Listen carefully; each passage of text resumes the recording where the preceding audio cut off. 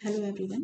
आज हम भारतीय समाजशास्त्र या इंडियन सोशियोलॉजी के अंतर्गत एक अत्यंत मुख्य अवधारणा है संस्कृतिकरण या संस्कृताइजेशन। इसके अर्थ को जानेंगे और समझेंगे। तो सबसे पहले देखिए कि सर्वप्रथम भारतीय गांवों का व्यवस्थित अध्ययन औपनिवेशिक काल में हुआ।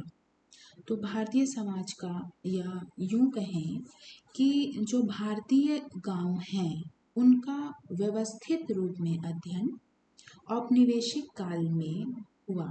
औपनिवेशिक काल मतलब जब भारत अंग्रेजी शासन के अधीन था। तो ये जो अंग्रेजी शासन था उस समय अंग्रेज इन लोगों ने क्या किया, भारतीय समाज का, भारतीय गांव का, इंडियन कल्चर का मतलब भारतीय संस्कृति का सुव्यवस्थित अध्ययन किया, ताकि जो इंडियन कल्चर है, इंडियन विलेजेस हैं, इनकी क्या क्या विशेषताएं हैं, इनके क्या क्या कैरेक्टरिस्टिक्स हैं, इनका अध्ययन कर सकें और इनके इसके अनुरूप ही नीतियां बना सकें, ताकि क्या करें, ताकि ये भारत पर शासन सुचारू रूप से कर सके। ठीक है। तो और ये जो अध्ययन हुए भारतीय गांवों के या इंडियन कल्चर के, तो किसके द्वारा हुए? जो पाश्चात्य विद्वान थे, या हम कह सकते हैं कि ये सारे जो अध्ययन थे ये अंग्रेजों के द्वारा ही किए गए। और इनकी जो मेथोडोलॉजी थी, या कहें कि इनका जो अध्ययन का जो मॉडल था वो कैसा था? वो पश्चिमी मॉडल ही था, है ना। तो इनके द्वारा जो अध्ययन किए गए उनका जो निष्कर्ष था उसमें क्या बताया गया? उसमें बताया गया कि ये जो भारतीय गांव है या जो भारतीय समाज है, इसकी जो पिक्चर, ये जो इसकी छवि दर्शाई गई, उसमें बताया गया कि ये एक गतिहीन समाज है।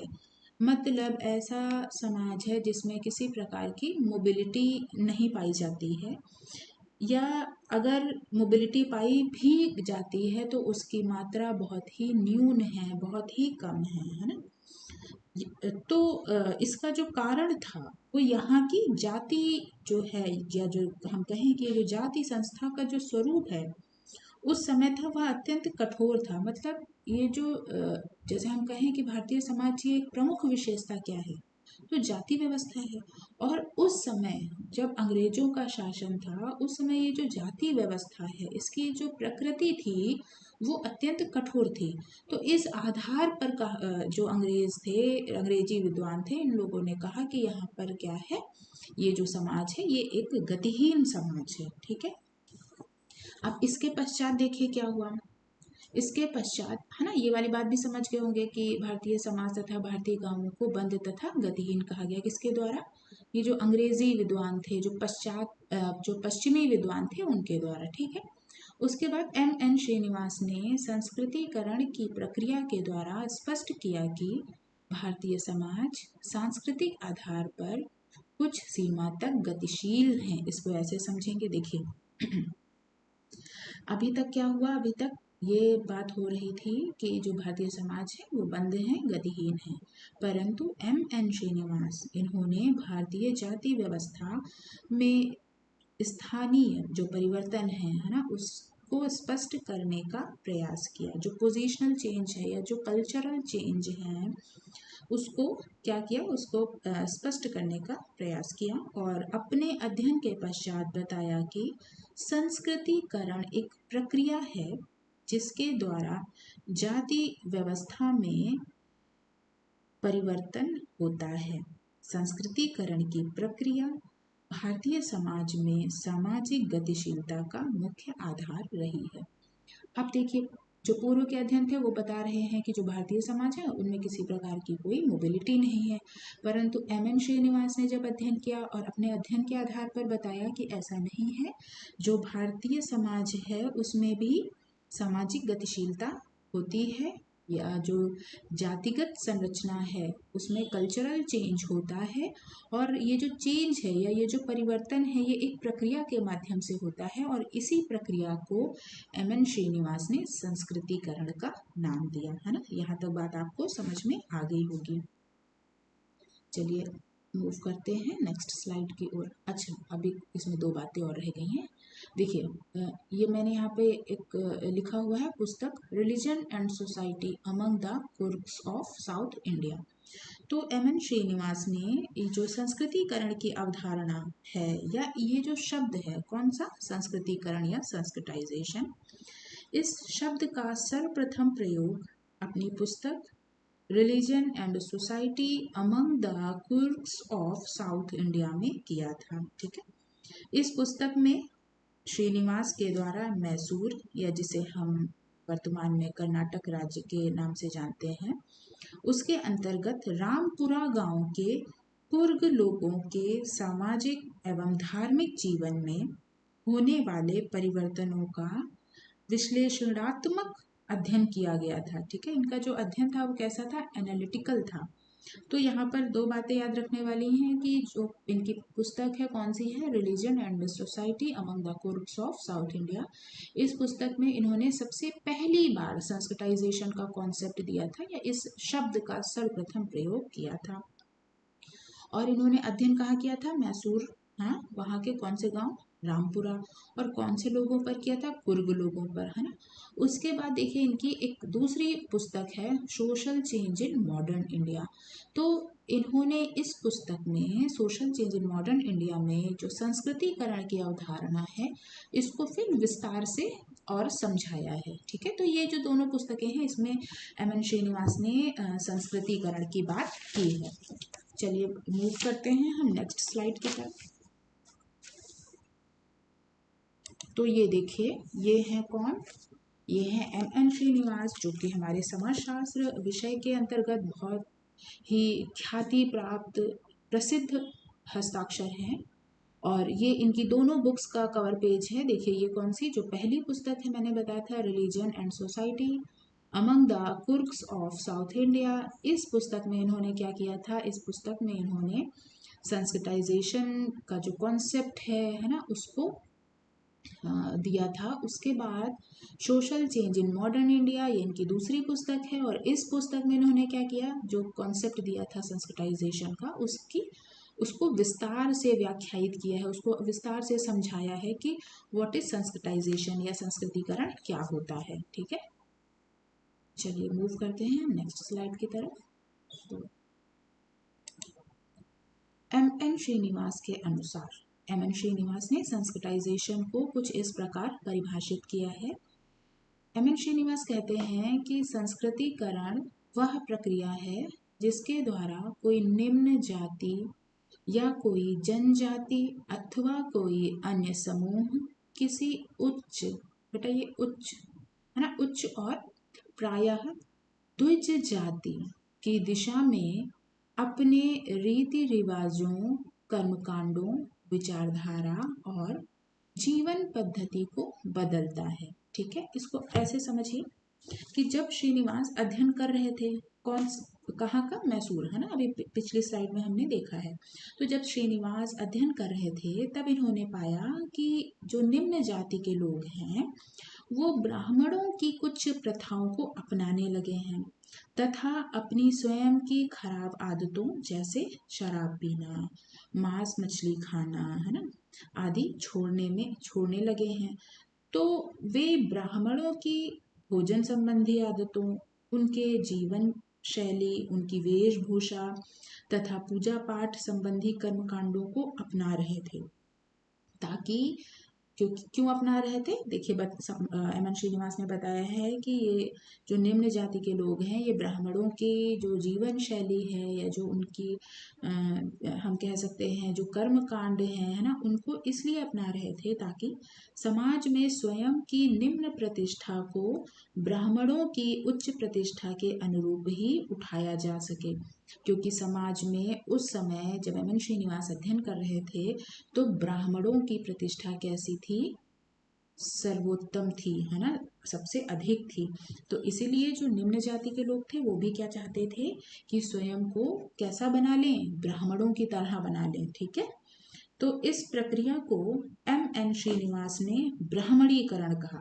अभी तक क्या कहा? अभी मैंने संस्कृताइजेशन या संस्कृतिकरण नहीं कहा है। अभी मैंने कहा कि M.N. श्रीनिवास जब अध्ययन कर रहे थे तो इन्होंने देखा कि जो निम्न जाति है वो ब्राह्मण मॉडल को, ब्राह्मणिकल मॉडल जो है उसको कहीं ना कहीं अपना रहे थे। इसीलिए M.N. श्रीनिवास ने इस प्रक्रिया का नाम क्या रखा? पहले ब्राह्मणीकरण रखा या ब्राह्मणाइजेशन रखा। ठीक है, तो जो M.N. श्रीनिवास हैं, ठीक है, इन्होंने ये जो ब्राह्मणीकरण की प्रक्रिया है इसको ही आगे चलकर क्या नाम दिया? संस्कृतिकरण नाम दिया। क्यों दिया ये भी आप आगे धीरे धीरे समझेंगे। ठीक है, तो जो M.N. श्रीनिवास ने इसका जो ब्राह्मणीकरण नाम है वो दिया, आप समझ गए, लेकिन इसका जो अर्थ है वो बहुत ही संकुचित रूप में है ना। तो इसी को विस्तृत नाम देने के लिए या इसी ये जो प्रक्रिया है इसका विस्तार करने के लिए M.N. श्रीनिवास ने इसको संस्कृतिकरण कहा था। ठीक है, क्योंकि संस्कृतिकरण ब्राह्मणीकरण की अपेक्षा एक ज्यादा व्यापक अवधारणा है। ये भी आगे आप समझेंगे कि कैसे और क्या। ठीक है, तो क्योंकि जो मैसूर के कुर्ग लोगों में पाया था M.N. श्रीनिवास ने कि निम्न जातियां ब्राह्मण मॉडल को अपना रही हैं, है ना, तो इसलिए इन्होंने इसका नाम ब्राह्मणीकरण रखा। परंतु भारत में कई ऐसे भी स्थान थे जहां पर समाज में ब्राह्मणों की जो स्थिति थी वो सर्वोच्च नहीं थी, है ना, बल्कि योगेंद्र सिंह की एक पुस्तक है ना, जिसमें इन्होंने बताया कि उत्तर प्रदेश में ब्राह्मणों ने राजपूतों की जीवन शैली अपनाई क्योंकि राजपूतों की सामाजिक प्रतिष्ठा उच्च थी। इसके साथ ही ब्राह्मणों ने अपनी जाति के उपनामों को भी बदलकर राजपूतों के जो उपनाम थे उनको रखना प्रारंभ किया था। इसलिए इन्होंने इस प्रक्रिया का नाम संस्कृतिकरण रख दिया था। बात समझ में आ रही है? पहले संकुचित अर्थ था इसलिए इसका नाम ब्राह्मणीकरण था, क्योंकि पहले M.N. श्रीनिवास ने कहा कि जो निम्न जाति है वो क्या कर रही है? वो सिर्फ ब्राह्मणों के मॉडल को अपना रही है। लेकिन बाद में क्या हुआ? बाद में ये भी देखा गया कि ऐसा नहीं है, बल्कि जैसे अब दूसरा वाला जो उदाहरण दिया मैंने योगेंद्र सिंह का, जो उन्होंने बताया कि जो निम्न जातियां हैं वो क्या कर रही हैं, वो कहीं ना कहीं राजपूतों के मॉडल को भी अपना रही हैं। तो इसीलिए इसका जो नाम है बदलकर क्या किया गया? संस्कृताइजेशन रख दिया गया, ताकि इसका जो अर्थ है उसमें विस्तार हो सके। ठीक है, तो ये बात आपको समझ में आ रही होगी। ठीक है, तो अब क्या देखा जा रहा था? ये देखा गया कि जो स्थानीय आधार पर जो डोमिनेंट कास्ट है, डोमिनेंट कास्ट क्या होती है इस पर एक पहले ही वीडियो में बना चुकी हूँ, आप उसको देख लीजिएगा। ठीक है, तो जो डोमिनेंट कास्ट है या जो प्रभुत्व जाति है या दबंग जाति है, निम्न परिस्थिति वाली जातियां उनके कल्चरल मॉडल को अपनाती हैं, ना कि सिर्फ ब्राह्मणों के, है ना। तो इसलिए इस प्रक्रिया का नाम पहले ब्राह्मणीकरण रखा गया और उसके बाद में इसका नाम संस्कृतिकरण रखा। ठीक है, ये क्वेश्चन बहुत पूछा जाता है कि संस्कृतिकरण की प्रक्रिया को पहले क्या नाम दिया गया था? तो पहले ब्राह्मणीकरण नाम दिया गया था, इसको आप याद रखें।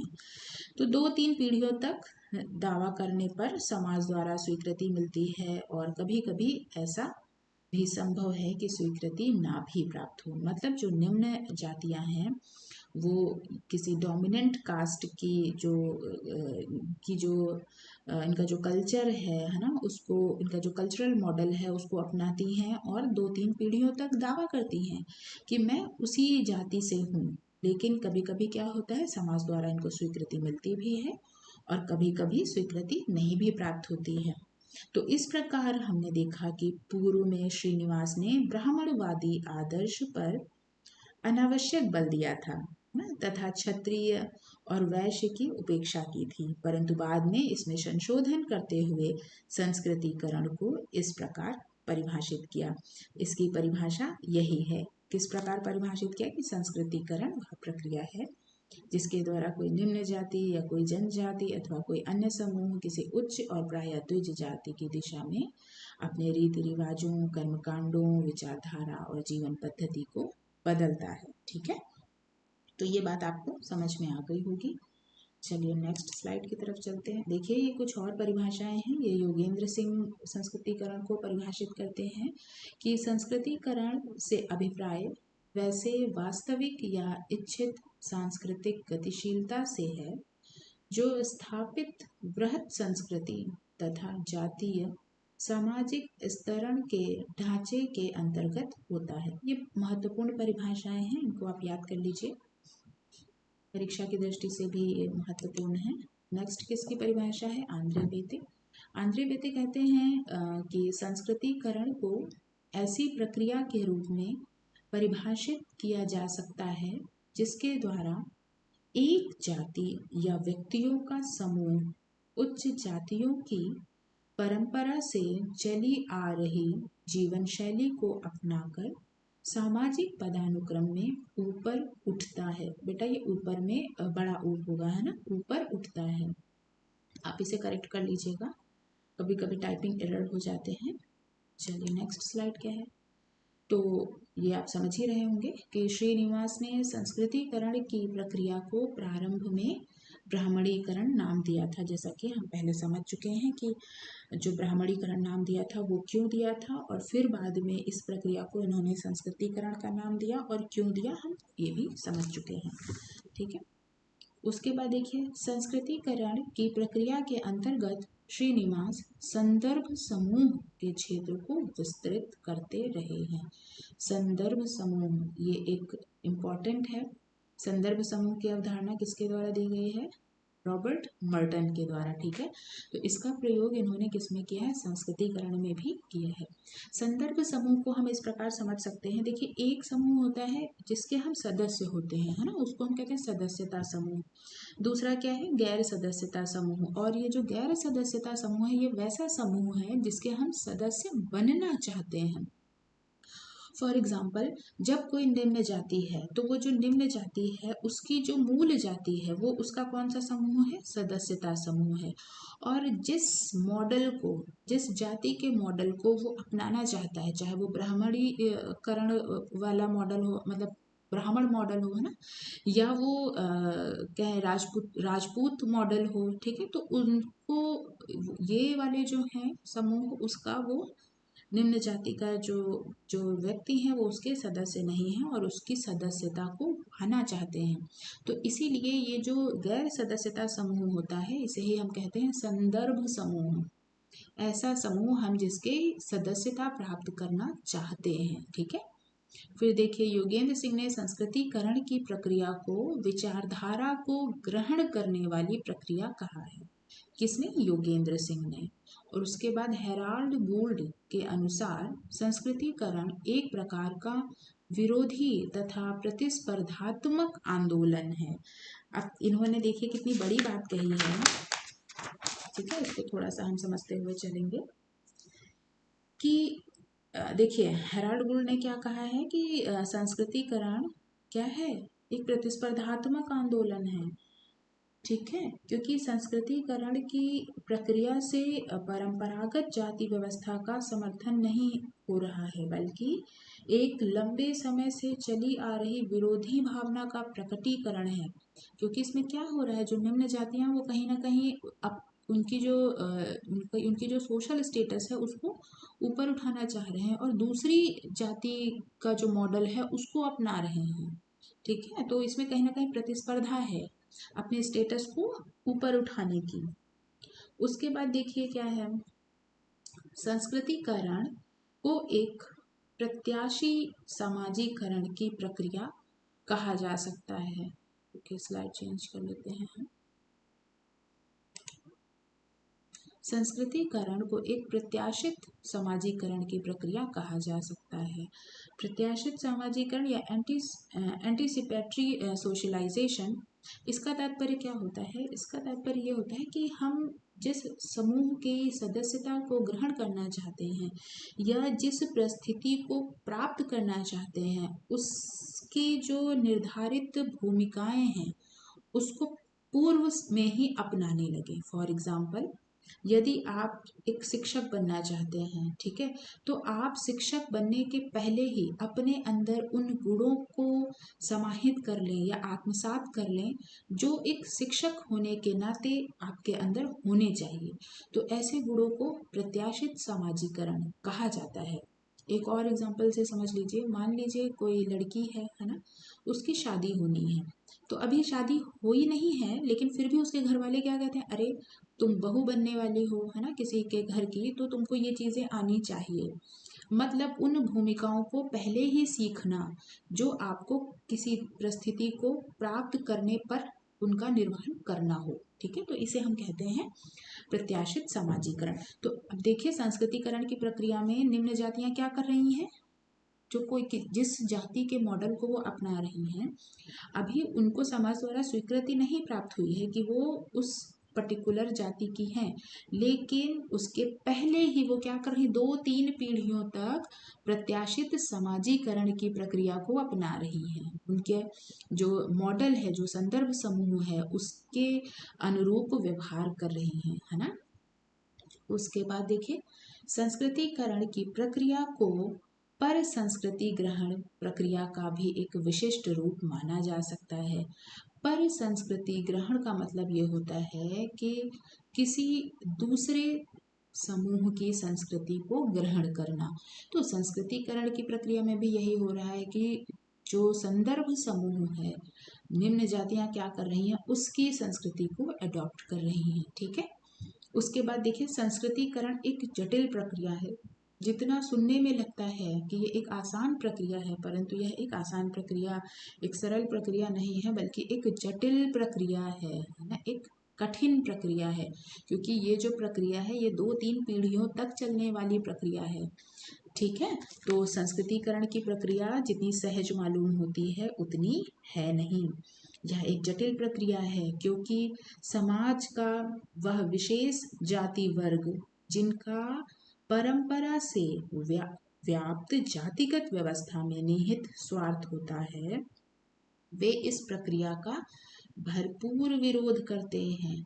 मतलब जो किस निम्न जाति के लिए जो संदर्भ समूह होता है, वो संदर्भ समूह क्या करता है, वो भरपूर विरोध करता है। क्यों? क्योंकि उसका स्टेटस समाज में ऊंचा है, तो वो नहीं चाहता कि उससे कम स्टेटस वाले लोग भी उसके बराबर आ जाएं। ठीक है, तो श्रीनिवास ने विलियम रो, किसका, एक सेकेंड स्लाइड मूव करने दीजिए, किसका, विलियम रो, है ना, विलियम रो के द्वारा किए गए अध्ययन पर प्रकाश डालते हुए बताया कि 1936 में, कौन से ईयर में, 1936 में पूर्वी उत्तर प्रदेश के सोनपुर गांव में, कौन से, पूर्वी उत्तर प्रदेश, कहाँ पर, कौन से गांव में, सोनपुर गांव में, नोनिया जाति, कौन सी जाति है, नोनिया जाति, जिनका परंपरागत व्यवसाय क्या है, कुएं तथा तालाब खोदना, सड़कें कूटना, ठीक है, ईंट तथा टाइल्स बनाना, है ना, ये सारे काम किसके हैं, नोनिया जाति के, और ये परंपरागत व्यवसाय हैं। तथा इन नोनिया लोगों ने स्वयं की सामाजिक परिस्थिति को ऊंचा उठाने के लिए क्या किया, जनेऊ धारण किया। बेटा ये भी बड़ा ऊ होगा, है ना, जनेऊ, क्या किया, जनेऊ धारण किया या जनेऊ पहनना स्टार्ट किया। अच्छा, जनेऊ जो पहनते हैं उन्हें हम द्विज जातियां या टॉयज बॉन्ड जातियां कहते हैं। ठीक है, तो ये जो पूर्वी उत्तर प्रदेश या सोनपुर गांव है, तो यहाँ के जो राजपूत जमींदार थे, उन्होंने क्या किया, उन्होंने इनकी खूब पिटाई की, किसकी, नोनिया जाति के लोगों की पिटाई की, इनके धारण किए हुए जनेऊ को तोड़ दिया तथा उन पर सामूहिक जुर्माना भी किया, ताकि वे भविष्य में कभी भी ऐसा ना करें। ठीक है, बात समझ में आ गई। अभी मैंने क्या बताया कि ये जो संदर्भ समूह है, मतलब यदि हम कहें ये जो नोनिया जाति है, इसका संदर्भ समूह कौन हुआ, राजपूत। तो राजपूत लोग नहीं चाह रहे हैं कि जो नोनिया जाति है, ये यह दावा पेश करें कि वो भी राजपूत जाति से संबंधित हैं। इसीलिए ये जो राजपूत जाति है क्या कर रही है, इनका विरोध कर रही है। ठीक है, नेक्स्ट आइए, देखिए इसी प्रकार एक और अध्ययन है जो कि कहाँ का है, बिहार का है। ठीक है, तो ये 1921 की जनगणना रिपोर्ट के अकॉर्डिंग बताया गया है, डेटा लिया गया है। ठीक है, तो उसमें बताया गया कि जो बिहार है, बिहार में कुछ अहीर जाति थे या यादव जिनका उपनाम था, उन लोगों ने भी क्या किया, जनेऊ पहनना स्टार्ट किया। तो वहां के जो राजपूत थे उन्होंने क्या की, इनकी पिटाई की और मामला कोर्ट तक भी पहुंच गया। ठीक है, इसके बाद देखिए इसी तरह एक और घटना है, डीएफ पोकॉक, क्या नाम है, डीएफ पोकॉक। इन्होंने क्या किया, इन्होंने गुजरात राज्य के केरा जिले में एक घटना घटी थी। वो कैसी थी, वो जैसा भी मैंने बताया उसी प्रकार की, जो ऊपर अभी आपने देखा कि जो संदर्भ समूह है वो क्या कर रहा है, उनका विरोध कर रहा है। ठीक है, तो उसका भी अध्ययन किया गया। तो यह देखा गया कि प्रभुत्व संपन्न जातियां, या जिसको हम संदर्भ समूह कह रहे हैं ना, इस प्रक्रिया का विरोध करती हैं। समझ रहे हैं, तो इतनी सरल नहीं है ये प्रक्रिया कि हम जिस जाति के बनना चाहते हैं अपने सोशल स्टेटस को ऊपर करने के लिए, उसको अपने सामाजिक परिस्थिति को ऊंचा उठाने के लिए, तो हम किसी जो डोमिनेंट कास्ट है उसके जो रीति रिवाज है, उसका जो कल्चर है, हम उसको अपना लें और ऊपर उठ जाएंगे, नहीं, बल्कि वो लोग भी क्या कर रहे हैं, उसका विरोध कर रहे हैं। ठीक है, तो चलिए उसके बाद ये लोग क्या सुनिश्चित करते हैं, ये जो प्रभुत्व संपन्न जातियां हैं ये सुनिश्चित करती हैं कि कोई भी जाति विशेष परंपरागत जाति व्यवस्था की सीमाओं का उल्लंघन ना करे। ठीक है, चलिए आगे देखते हैं संस्कृतिकरण की विशेषताएं। ठीक है, तो संस्कृतिकरण के द्वारा निम्न जातियां तथा जनजातियां प्रभुत्व जातियों या डोमिनेंट कास्ट की जीवन शैली को अपनाती हैं। ठीक है, ये बात आपको बहुत ही अच्छे से समझ में आ गई होगी। उसके बाद क्या है, यह एक सांस्कृतिक गतिशीलता की प्रक्रिया है। इसमें क्या हो रहा है, इसमें कल्चरल मोबिलिटी का ये जो प्रोसेस है, इस प्रोसेस के द्वारा क्या हो रही है, कल्चरल मोबिलिटी हो रही है। ठीक है, क्योंकि जो निम्न जातियां हैं वो उच्च जातियों के कल्चर को अपना रही हैं। ठीक है, और यदि उनको समाज से स्वीकृति मिल जाती है तो हम क्या कहते हैं कि उनका जो संस्कृताइजेशन हो गया है। ठीक है, जैसे संस्कृतिकरण की प्रक्रिया के द्वारा जातिगत संरचना में परिवर्तन नहीं होता है, केवल स्थान या पद मूलक परिवर्तन होता है। मतलब ये भी बहुत इंपॉर्टेंट क्वेश्चन है, ये कई बार पूछा जा चुका है कि संस्कृतिकरण की प्रक्रिया के द्वारा कौन सा परिवर्तन होता है, जातिगत स्ट्रक्चर, मतलब जो ये कास्ट स्ट्रक्चर है इसमें परिवर्तन होगा या सिर्फ पोजिशनल चेंज है। ठीक है, तो संस्कृतिकरण की प्रक्रिया के द्वारा जातिगत संरचना में परिवर्तन नहीं होता है। ऐसा नहीं है कि जो जो इसका स्ट्रक्चर है, जैसे ब्राह्मण, क्षत्रिय, वैश्य और शूद्र से जो जातियां हैं उनका जो एक स्थानीय श्रेणी क्रम है, जो स्थानीय संस्करण है, उसमें कोई परिवर्तन नहीं होता है, बल्कि जिन जातियों ने अपना संस्कृतिकरण कर लिया होता है उनके पद में या उनके स्थान में या उनके सोशल स्टेटस में ही परिवर्तन होता है, उसको ही कंसीडर किया जाता है। ठीक है, फिर देखिए श्रीनिवास तथा के.एम. पडिक्कर के अनुसार भारतीय संदर्भ में यह एक सार्वभौमिक प्रक्रिया है। ठीक है, कौन, एम.एन. श्रीनिवास और के.एम. पडिक्कर क्या कहते हैं, इन्होंने अपने अध्ययनों के माध्यम से ऐसे उदाहरण, जो कि जैसे उन्होंने देखा कि वैदिक काल से लेकर वर्तमान समय तक यह देखने को मिलता है जब निम्न जातियों के द्वारा ऊंचा उठने का प्रयास किया गया है। ठीक है, मतलब ऐसा नहीं है कि यह अभी की प्रक्रिया है, बल्कि वैदिक काल से ही यह देखा जा रहा है कि निम्न जातियां क्या करती हैं, अपने सोशल स्टेटस को ऊंचा उठाने हेतु प्रयासरत रहती हैं। उसके बाद क्या है, श्रीनिवास ने संस्कृतिकरण को एक रेखीय प्रक्रिया के रूप में स्पष्ट किया है। एक रेखीय प्रक्रिया इसलिए क्योंकि इसमें क्या देखा जा रहा है कि जो निम्न जातियां हैं वह उच्च जातियों के ही कल्चर को अपना रही हैं, ना कि उच्च जातियां निम्न जाति के कल्चर को भी अपना रही हों। तो ये सिर्फ एक रेखीय है, मतलब निम्न जातियां जिनका सोशल स्टेटस निम्न है वही उच्च जाति के मॉडल को अपना रही हैं। ठीक है, उच्च जाति कहें या उच्च जाति से बेहतर है कि हम कहें कि डोमिनेंट कास्ट को, जो किसी पर्टिकुलर क्षेत्र में डोमिनेंट है ना, उसके मॉडल को अपना रहे हैं, कल्चरल मॉडल को।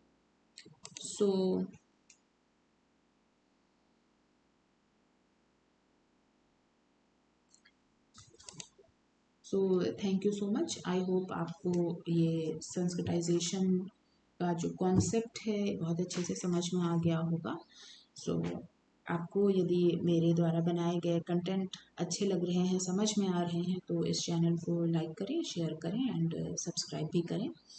और इसके साथ ही ये जो आज का टॉपिक है, इससे रिलेटेड कुछ क्वेश्चंस हैं, है ना, वो क्योंकि जो ऑब्जेक्टिव क्वेश्चंस हैं वो इम्पॉर्टेंट होते हैं और उनको जब तक हम सॉल्व नहीं करते हैं हमें क्लियरिटी नहीं मिल पाती है ना, कि हम कितना अच्छे से कंटेंट को समझ पाए हैं। तो आप कम्युनिटी टैब में जाएंगे और वहाँ पर आप देखेंगे कि इससे रिलेटेड ऑब्जेक्टिव क्वेश्चंस मैंने कुछ बना रखे हैं, आप उनको सॉल्व कीजिए। और यदि कोई भी प्रॉब्लम हो रही है तो आप ज़रूर कमेंट करके पूछिए। So thank you so much again.